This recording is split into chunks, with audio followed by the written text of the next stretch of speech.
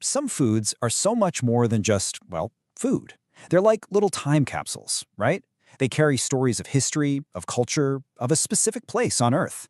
And today, we're going to dive into the legend of a really special grain of rice, one with a story that stretches back thousands and thousands of years. So where does this whole story start? Well, it begins with these incredible words, a blessing that's said to have come from Lord Buddha himself. Now, think about that for a second. This wasn't just a promise of, good flavor. It was a promise that a totally unique, unforgettable aroma would literally serve as a reminder of him forever. Okay, before we jump into the deep history, let's talk about what makes this rice so special right now, today. Just imagine an aroma filling your kitchen that's stronger and more beautiful than any other rice you've ever cooked. And when you taste it, it's fluffy, it's soft, it's not sticky at all. It's got this natural sweetness, and it's even super easy to digest. This incredible grain, it's called Kalanamak. So, that name, Kalanamak, it actually tells you a big part of its story. The first part, kala, that means black, and that's because of its really distinct black husk. But the second part, namak, that means salt. Now wait a minute, it's not because the rice is salty, not at all. It's actually a tribute, a nod, to the unique, mineral-rich soil of its home in the Terai region. That's the secret ingredient, the very earth that gives this grain its famous qualities. All right, so let's get in our time machine. We need to go way, way back. We're not talking about just decades or even centuries here. No, we are going back over 2,500 years, all the way to the time of the Buddha himself. I mean, just look at the journey this little grain of rice has been on. It starts way back around 600 BC. Then it gets this legendary blessing we talked about. Fast forward a couple thousand years, and it becomes this prized treasure during the British Raj. And then finally, in 2010, it gets an official seal of protection. What an amazing story of survival, right? Through all those different empires and eras.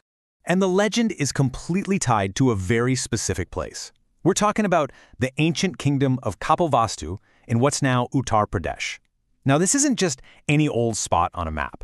This is believed to be the kingdom where Prince Siddhartha himself grew up before he became the Buddha.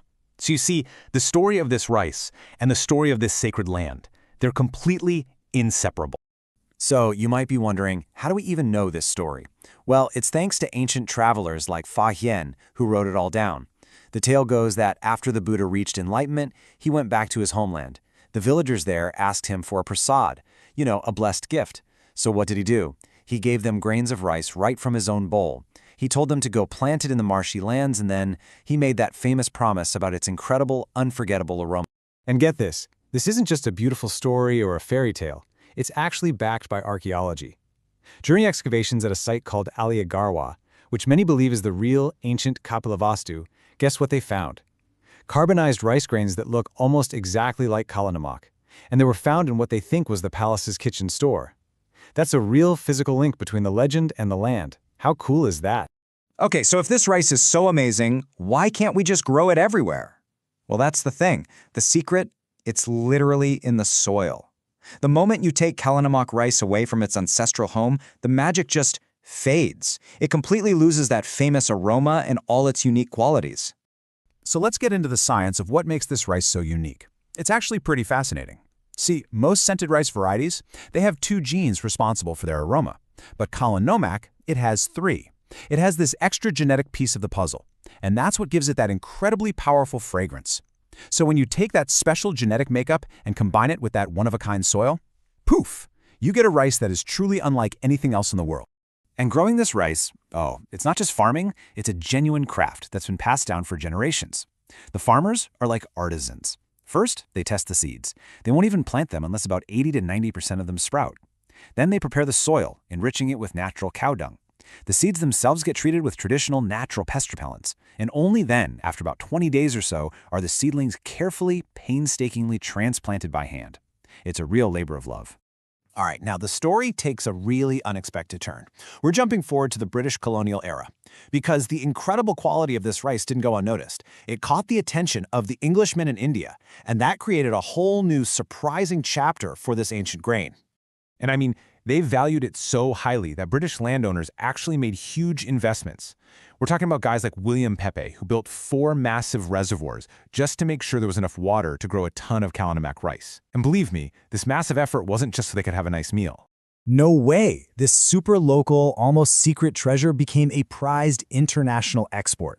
It was packed up at the local markets, the mandis, and shipped all the way to England. Can you believe it? This ancient, sacred grain found this completely unlikely new audience, and that really cemented its status as a true world-class treasure. So after this absolutely epic journey through time, you have to ask, how is this priceless legacy protected today? Well, that brings us to the final, and maybe the most important, chapter in the story of Kalanamak rice. It's protected by something called a Geographical Indication, or a GI tag. Think of it like a legal seal of approval. It's a guarantee that what you're buying is the real deal, from the exact place it's supposed to come from, with all the qualities that make it famous. It's the exact same reason you can only call sparkling wine from Champagne, France, champagne. It protects the real thing. And this is such a powerful way to see that connection. On one side, you have the ancient land, right where the legend was born. And on the other, you have the modern, official government seal that guarantees its authenticity and protects its story. It's the past and the present, coming together to make sure this legacy lives on. And we can even pinpoint the exact date this happened. March 25th, 2010. That was the day. That was the day the legacy of Kalanamak was officially put under lock and key, you could say. It ensures that the farmers who carry on this ancient tradition are protected, and it guarantees that the quality of the rice will always stay true to its amazing origins. And you know, that protection has real, tangible value. In its local markets, Kalanamak often sells for a higher price than even the world-famous basmati rice. Think about that. Its story, that incredible aroma, and its protected status, it all comes together to make it a premium product. And that directly helps the communities that have been taking care of this rice for literally centuries. So when you think about the whole journey of this one grain of rice, from a blessing by the Buddha to a treasure for the British, to a legally protected piece of heritage, it really leaves you with a fascinating thought, doesn't it? If a single grain of rice can hold a story that's 2,600 years deep, it makes you wonder, what other incredible stories are just waiting to be discovered, right there on your own plate?